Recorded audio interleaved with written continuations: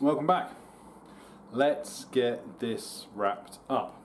It's been a week or so since the last one. We had a few bits to do, and I think we've done all the small bits that we need in order now to get this thing running, at least idling, starting properly, etc.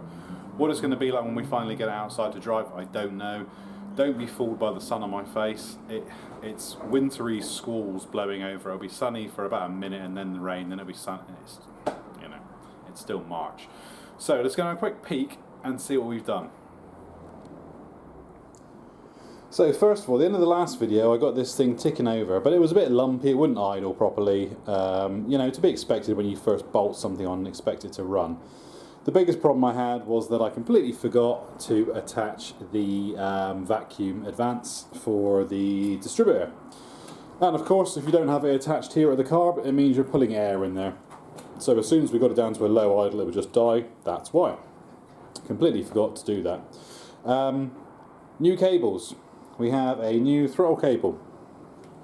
Comes out here by the wiper motor, goes up and around, goes into the top here, and then goes down through a pinch bolt. So we have a nice new throttle cable. That was a nice easy install. Hook in the back of the pedal, feed it through, clamp it in. And we have a new choke cable as well. I've got the proper Triumph one with a little chrome bezel on it. It's very stiff, but it does work. Give it a yoink. Bring it over there, and we can see the choke is now engaged. And then if I can hold you there, and choke off. So that appears to be working okay. Interestingly, the choke cable isn't actually a braided steel cable. It's a solid bar, which is interesting. Fine with me, because it means the end isn't going to get frayed. The throttle cable is just a standard braided steel cable, but the choke cable is absolutely solid. And it's only just long enough to go around my brake booster and then hook into this little little bracket on the top of the carb there. Previously I had the choke going down through here, which looked about right, but it's not. It needs to come in from that side, and it pulls the choke that way rather than up directly towards you. So that's good. So that's now all in. So we've got oil in our dash pot, our vacuum's connected. We've played with the idles. I think whoever refurbed the carb just screwed the fast idle in a little bit. Because when I pulled the choke, got the fast idle, it was 3,500 RPM, which is a bit excessive for a cold start. So we've now completely wound that screw in. So now we're looking at about 1,500 RPM on a cold start with a fast idle, and I got it down to about 900 on the standard idle off the choke, although it wasn't really warm, and I haven't really played with the mixture yet. That's still going to need a little bit of tweaking, but again, until I get it properly running and get out for a drive, you're always going to be playing guessing games. Everything else is connected up. So our breather is connected up to our carb. We've put a new section of water line going from our pump to our heater matrix. So there's nothing else now left unplugged that's going to squirt anywhere. The only thing I do need to do is secure the fuel line, because as you can see, it's just sort of left here, which is fine for starting up in here, but not so fine for driving it on the road. So we'll need to get some P-clips, and I also need to get some small Jubilee clips to actually attach the fuel line, the rubber fuel line, where it meets the solid fuel line. So let's get that done quickly, just so that I can tick all the boxes in my mind and know that everything's plumbed in, happy, and where it should be. And then we'll give it a tickle over and see if she wants to start for us. Right. Full choke. Make sure we're in neutral.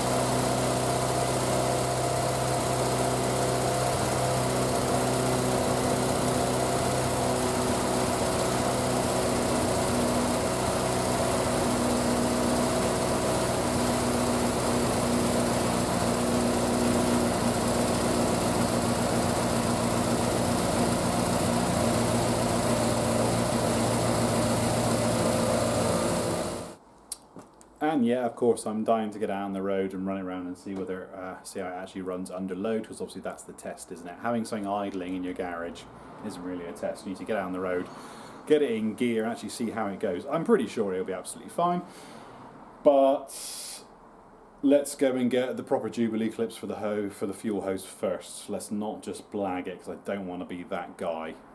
You know, that guy. I don't want to be that guy. Where fuel's concerned, I know I've said it before, you don't want to mess around with fuel, especially not when it's near your exhaust manifold. It will be pretty tragic to do all this work and then get the car out and forget to do that, and then something pops off or splits and it pisses fuel all over your exhaust manifold and the whole thing goes up in flames. That would be bad, right? That would be very bad. So let's not be that guy. So let's do it properly. Get some clamps on there, and then we'll take it out for a spin. Okay, plan. Let's do it. Morning. It's a fresh day. The sun's in my eyes. I can't quite believe it, but the sun's out. So, yeah, strange. Anyway, we just took the car out for a quick spin. I didn't film it, but I will film one in a minute. Took the wife out with me. That's why I couldn't film. She wanted to come out for a spin in the car. If she's at home and I take the car out, she wants to come with me. Understandable, she likes being in the car. So if she's in the passenger seat, I can't put my camera up, otherwise you'll just see the back of her head. But we took her for a spin around the block, 2 or 3 miles, and it runs. It runs perfectly. Very, very strange. Pull the choke, start straight away. I got off the choke within a couple of minutes, which I could never have done in the past with the twin carb setup. I pushed the choke in early, thinking it was going to go blah, blah, blah, blah, blah, and started dying me. Didn't. Just ran. Lovely. Ran the whole way around with the choke off. No problem at all. You wouldn't know, in terms of power, that you've gone from a twin carb to a single carb. There was no loss in power. I wouldn't say it felt any more powerful, but I wasn't expecting it to. I was just worried that it would have a lack of power, but there was no lack of power, no lack of torque. It drove exactly the same as it did in the past with a twin carb be nice, twin carb setup. So it's all really, really promising, to be honest. Nothing leaked out of it. The only problem that I've got, and it's the only problem which some people have pointed to, is the inlet manifold. She gets hot. So I appreciate you can't tell on camera, but this is still hot. Yep. Oh, yep. Yep. And the inlet manifold. Ow! Ow! That was hotter than I thought it was going to be. Yeah, hot enough to scald your fingers if you touch it. So now I never felt the inlet manifold on my old car when the engine was hot, so I don't know if they just get hot full stop. Now, I'll make a point of saying the carb itself is absolutely stone cold. The fuel pot on the bottom of the carb is stone cold. The heat shield separating the two is warm but not hot. Spacer block is hot. Good job we made that out of metal instead of plastic. I'm going to move this hose because of course I thought just putting it along the top of the inlet manifold would be fine, but it's you know, we're not going to have a hot hose, a manifold on top of a, God, I can't speak today. We're not going to have a rubber hose on top of a hot manifold, are we? Because clearly that's going to lead to problems. And you know, there were a few smells driving. But I put that down to the fact that obviously when you've been grinding your manifolds and I undid all the water channels, I've probably dropped a load of coolant over the exhaust in doing so. So I expect it's just all the stuff burning off. Plus, of course, it does leak a little bit of oil from the sump. I need to get a new sump, or at least take this one off and hammer the flange flat, because I over-torqued it when I was back along. So now the sump weeps, which of course means you get oil weeping down onto the exhaust. So when it's been sat here for, I mean, I haven't driven the car now for months. So when it's been sat here for months, then you know, clearly all you're going to get build up on your manifolds, and when you first run it and get it hot, that stuff's going to start to burn off. You know the deal. But no smoke, nothing's melted. All the hoses are still where they should be. Yeah, in terms of driving, it was absolutely perfect. So what am I going to do about the manifold? Well, now I've got all the the hard part done essentially, which was you know, doing the spacer block and that sort of thing, and doing all that gubbins. Now that I've done that, there's no reason I can't just pull this off. So I expect what I'll do is I'll just unbolt the carb, put the carb over to one side, or just leave it hanging somewhere so I haven't got to mess around with the throttle choke linkages and the fuel lines. And then I'll pull that inlet manifold off again. I'll grind it back more so we've actually got visible daylight between the two, because at the moment they are touching, and I think that's the problem. Yeah, it's still hot. It's been switched off now for about 3 minutes, but it is still hot. Like I say, you wouldn't want to put your hand on it, and that can't be good. But weirdly, it didn't affect the driving of the car. You'd think if your manifold was hot and you've got air going through, it's going to heat the air and therefore it's going to give you bad combustion, but that wasn't the case at all. So I think it's because it's essentially air cooled, isn't it, on the inside. As you're driving, the cylinders are sucking the air through that filter. It's pulling cold air through, and the air is going through at such a fast rate, I don't think it has time to actually heat the air properly. Admittedly, I wasn't stood in traffic at any point on that, so maybe if you were sat there idling and it was a hot day, so the engine's running a lot slower, maybe then it would affect it slightly, I don't know. But from driving it now, there was no adverse reactions when driving it that I could tell, other than the warm smell. But like I say, stuff all over it, what are you going to do? So yeah, I think what I need to do is pull that manifold off again, grind it back more, make sure we've actually got proper daylight between the two, and I have got some exhaust tape, whatever you call it, the fabric stuff, you know what I mean, you wrap around exhausts. I've got some of that. I don't know how well it works. I'm assuming it must work alright, because you see it on like Cobras and stuff, don't you? They wrap all the headers where it goes down, so clearly there's a purpose to it. So I've got some of that at work, so what I may do is take both the manifolds back to work, grind them off again, take even more out, get some daylight, wrap it in manifold tape, and I think that will probably be about as good as we're going to get realistically. Right, it's been a week or so since my last, any previous footage you've just seen, because the weather's been horrendous. Okay, no big secret, I know it's been bad pretty much all around the world, but it's been especially bad here in the UK. We've had a year's worth of rain in 12 weeks. That was nice. But now we've had 2 dry days on the bounce. So we're going to use it to get this thing wrapped up now, metaphorically and literally. So previously we were saying about, excuse me if I go over any old ground here, but it has been a week or so. So this all works, everything's fine. The only problem is obviously heat transfer between the inlet manifold and the exhaust manifold. So now we've got a clear 2 mil gap between the exhaust manifold down the back here and this. I can slide a piece of 2 mil plastic down there, it goes through fine, that's good. So now we've got plenty of clearance. Plus cutting all the water pipe off at the bottom, so now we can get in there and do those toggle bolts up.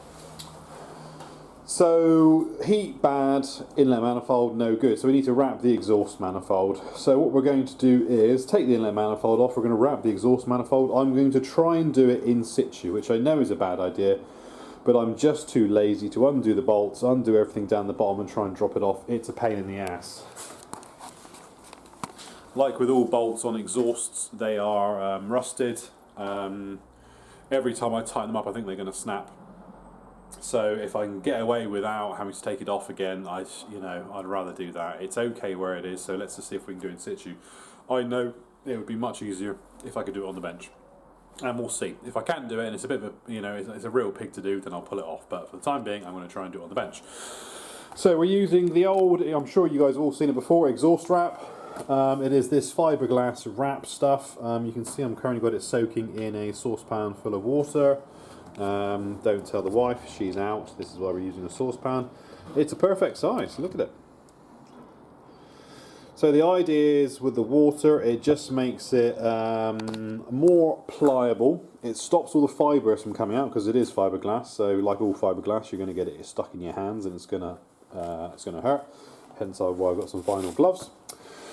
And also when we put it on when it's wet, wrap it around the manifold as tight as we can get it, and then obviously once we then run some heat through it, it's going to shrink as it dries, and it's going to, you know, make a nice tight bind around the exhaust manifold. I've never used it before. Apparently it's very, very good at keeping the heat on the inside. So it's about the only option I've got, right? Other than, you know, what else can I do? Other than just endlessly grind material away from the inlet manifold until eventually we punch through into one of the chambers, then I've got to go and buy JB a welder, etc. Don't want to do that. So that's really the only course of action I've got. It's just to wrap it, hope it keeps the heat transfer down, excuse me, and hope for the best. What else can I do? So we've got plenty of that. We've got a pair of vinyl gloves to stop it getting stuck in our hands, and of course we've got a load of the metal zip ties. These little chaps. Obviously it's a manifold, it gets very hot. We don't want to use plastic cable ties because they would last about 5 seconds before they came off. Plus I've got some normal cable ties in my toolbox, plastic ones. So we're going to get it started on the manifold, wrap it around once, get a plastic cable tie on it, finish wrapping around the manifold, another plastic cable tie. Once I'm happy that it's on there, it's good, it's nice and tight, I will then put the metal ones on, get them done up nice and tight, snip the plastic ones off, and we should be good to go. So that has now been soaking for 5 or 10 minutes. It's almost stopped bubbling. So I think we're probably about as good to go with that as we can. Like with everything I do, it's very, very difficult when you're on your own like me with a camcorder to film this and do it at the same time, and it'd make very boring viewing for you watching me trying my best to wrap it around the headers. So I'm just going to crack on with it, get it done, and I'll bring you back when I've done what I've done, because it just makes things easier as far as I'm concerned. And then once it's all on, and hopefully it works, nothing goes bang, we'll take her out for a spin. It's cloudy today, but it's still. There's no wind. It's lovely and still outside. The birds are all cheeping. Probably can't hear them, but spring is on the way, and it's a great feeling. It's a fantastic part of the world to live in when spring comes around. I moan about being in the UK the whole time. I know I always do, and I moan about the weather endlessly. Everyone who lives in the UK does. It's our right, okay? But when you get those first warm, still days of spring, and all the greenery comes out, and the trees are in leaf, and the birds are singing, and the ground starts to dry, it's just the best thing ever. It really, really is. Anyway, can't enjoy that until we get the work done, right? Work first, play later, so let's crack on. Alright, we took it off. I had a look at it and just figured it was going to be way, way too fiddly. So I'm going to stop being so lazy and we'll do it on the bench. I'm sure it'll make my life a lot easier. Really need to change these studs out, see how worn they are. It's a job for another day though. So, as you can see, it's an incredibly awkward shape to wrap. If you're doing headers, you know, you've got 4 individual pipes, you're laughing, aren't you, if you just to each one. But this is a real cow of a shape to do. These little sticky out bits are a pain in the ass. I suppose if I really wanted to I could grind them off, but I'm a bit worried about removing material from this in case something cracks. And then I'm up the street, aren't I? So I'm just going to have to do my best. I think what I'll do is I'll wrap the 2 side pipes first down to here, and the same here, wrap it down to here. And then we'll come in and do the big one and sort of do our best. We're not going to be able to get it tight in here because obviously you've got, you know, you got this in there, so it's going to be really awkward. I'm just going to have to play with it and sort of see how it ends up. I think that's the only real way to do it. So anyway, procrastination over, let's just get the gloves on, start wrapping. Well, never going to win any awards for, you know, artistic inclination. That's a evil shape to try and wrap. You just can, you know what I mean? You just can. It's very, very difficult. I think that's literally the best I'm going to get. Every part of it is covered. There's a small gap in the back underneath, but I'm not so worried about that because that faces towards the block. It's this section here that we're worried about where it interacts with the inlet manifold. So yeah, it's on. It's like I say, it's not easy. If I was doing headers, it'd be a you know, piece of cake. But with this shape, it's really not. And of course, you're trying to keep it as thin as possible here because that's where the inlet manifold sits. So now, of course, I'm worried about is whether my inlet manifold is going to actually fit back on again. Even if it's tight up against that, I'm hoping that will make life a lot better. But ultimately, I'm not going to know, am I, until I get it back on and try it. So I suppose that's the thing to do now, is get it all back on the car and see how it sits. See if we need to grind any more away from the inlet. And if it's okay, then we'll fire it up and take it out, I suppose. Well, I'd love to say it all just slipped back together. Nope. It's done. But man, that was a fight. Trying to get that all together. The biggest issue is these toggle bolts. Of course, you've got two. One in there, one on the other side. And of course, now it's covered in wrap. Trying to get there and line everything up, and the toggle keeps catching on the wrap, and you have to sort of poke it from the top and line it up, and then I kept losing my socket inside. I pulled the ratchet out, the socket would stay in there. I was trying to fish the socket out. It was a nightmare. It took me a good hour just to get those manifolds back on. But they're on. So everything's plugged back in again. Manifolds bolted up. Throttle cable, choke cable, the brake booster, breather, fuel line, and the vacuum advance. And I don't think I've left any sockets or spanners in there anywhere. So let's give the choke a yoink and see if she starts up. Hasn't been started in a couple of weeks because of the weather. So what we'll try and do is we'll fire it up, and then we'll let all the water, all the steam come out of the you know, the wrap. Right, bear with me.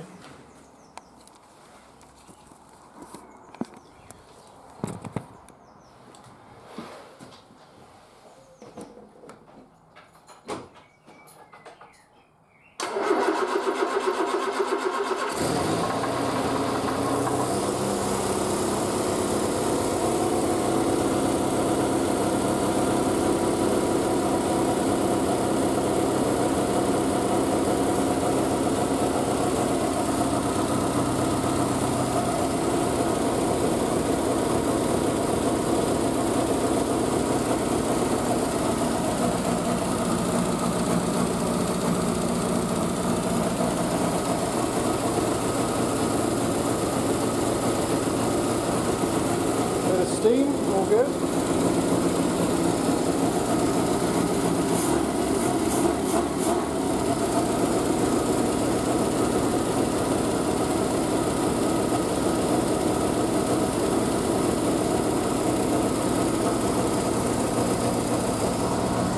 Right.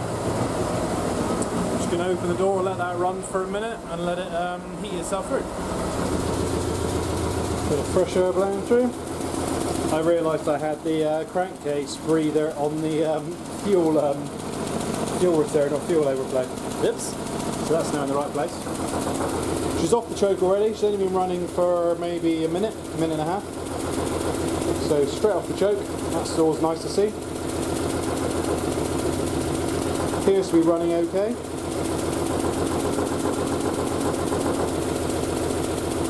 Obviously she's still steaming.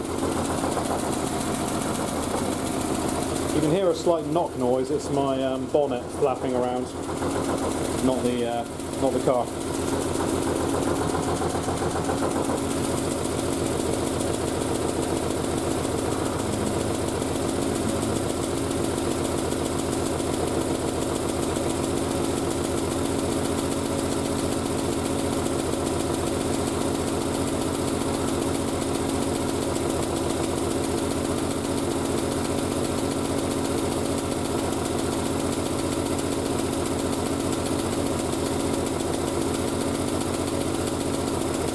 Well, I suppose we better take her out for a spin, haven't we?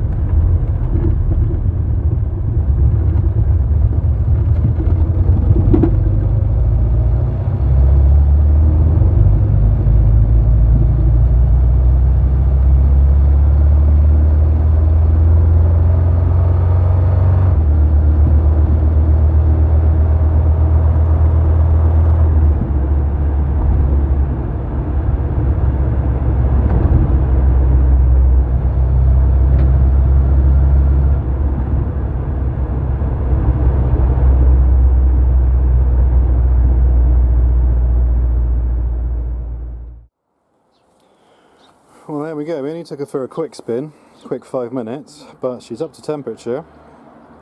Still steaming a little bit on the wrap, as you'd expect,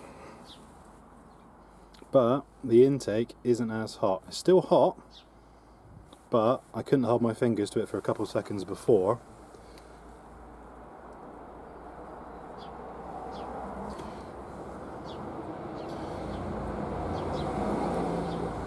Obviously the carb is okay, fuel bell's okay, the heat shield is doing its job, that's warm.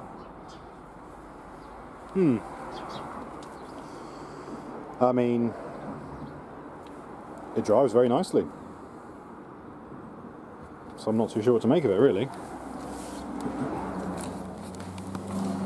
On the one hand you could say, well, any heat in the inlet manifold is bad, it shouldn't get hot, which I get, but how much can you do? How much can you realistically do when you've got a manifold, you know, two manifolds sat next to each other, and they, you know, they just fit? I mean, how much can you do? I don't know, let me know. But it drives absolutely fine. Drive-wise, no problem at all. Does the thing, pulls nicely in all the gears. You know, it drives lovely, even, you know, with a manifold that's warm. So I don't know. I'll have a little think about it. See if, you know, I could always take it off again. I could grind more material off the inlet manifold. I could, you know, sort of keep grinding it until I've actually got clear daylight between the two. And obviously that's going to make a difference. The problem is obviously I've ground it out to the extent that I've got a couple mil of clearance, and then I've gone and put the exhaust wrap on, so now it's touching again, albeit touching on exhaust wrap rather than touching on bare metal. So clearly that's going to have a benefit to it. How much of a benefit it's going to have, I don't know. Would I be better off taking the exhaust wrap off and just having the clear couple mil distance between the two, so you actually get air moving through it? Would that be better? Because then you've got less conductivity, haven't you? Because they're not touching each other. I don't know. I'll have to have a little think about it, see what I can come up with. But I think for the time being, that's probably it, right? The process of this 3-part video series was to see if you could run a 1500 Spitfire on a single carb with no loss of performance. And yes, you can. So that's the answer. Yes, you can. It drives lovely. In fact, with a new throttle and new choke, it's actually better than it was. The throttle feels a lot more responsive, and obviously a brand new choke lever means I've got to put close pegs on the damn thing every time I want to go out, and it gets off the choke quicker as well, noticeably quicker than when I was running my twin SUs. So I expect that's nothing to do with the SU's fault. I expect that's just a tuning problem at my end. I've got a suspicion that maybe the needles don't match. I don't know, but it would have to stay on the choke for a lot longer.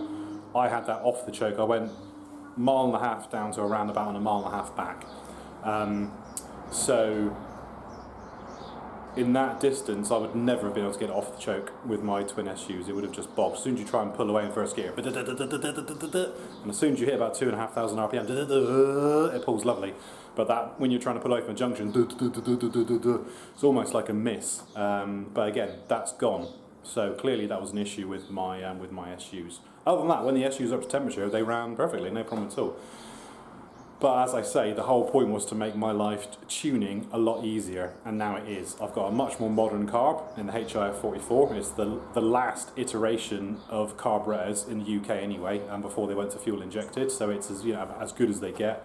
No external fuel pots. You haven't got that horrible little line running through to the jet. Like I say, one RPM idle screw, one fast idle screw, one mixture screw, and that's it. So it just makes tuning so much easier. You haven't got to be balancing and going backwards and forth and make sure the linkages are all right and there's no slop in them and that kind of thing, which is a ball ache. Some people might like it, I don't know, but it's a ball ache, you know, anyway you want to cut it. So the it works. Single carb HIF44 and a 1500 engine works, no problem at all. with the Triumph Herald 1300 manifold, and the manifold needs to be ground out a little bit. It's 1.5 inches. The carb body on this is 1.75 inches, so you do need to bevel that out slightly. I'm sure it'd run without it, but obviously you don't want a step in the carb neck, do you? So you just want to bevel that edge off. And obviously grind a load of material off it to make the damn thing fit. And like I say, I may well pull it off again in future and grind more material off it, see how brave I'm feeling. I'm just terrified I'm going to punch through, you know. And like I say, I know that I could fix that with a bit of JB Weld. Sorry, my arm's getting tired. Ugh. I know I could fix that with a bit of JB Weld if I did punch through, so it's not, you know, a huge problem. But you know, I'm just sick of grinding the damn thing. So I think we'll leave it there. Does it work? Yes, it does. Is the manifold, inlet manifold, still getting hot? Yes, it is. And I'm sure on a longer journey it'd be getting hotter still. I've got added airflow through the front of my car, obviously with my aftermarket bonnet with a nice wide whale mouth and the scoop, which now lines up with the air intake for the carb, which is very nice. So mine gets more air than the average Spitfire. Would the HIF fit in with a standard bonnet? I don't know. Would it get enough airflow to keep it cool with the manifolds getting warm? I don't know. Like I say, I genuinely don't know the answer to those questions. I just know that on my setup it works okay and it runs. So time will tell. At some point I'll take it out for a longer drive, put more heat through it. It's not a particularly nice day today. It's not raining, but it's a bit cloudy, and I got other things to do today. So I'm going to crack on with that. And we'll leave it there. Any questions, comments, as always, let me know. Do appreciate your feedback. I read them all. I didn't read very many. And other than that, as always, thank you very much for tuning in. I do appreciate it. And I'll be back soon, no doubt, with some more tinkering to do on the car. It's never over, is it? There will always be something else to do to it. But until that day, have fun, and I'll see you soon. Take care.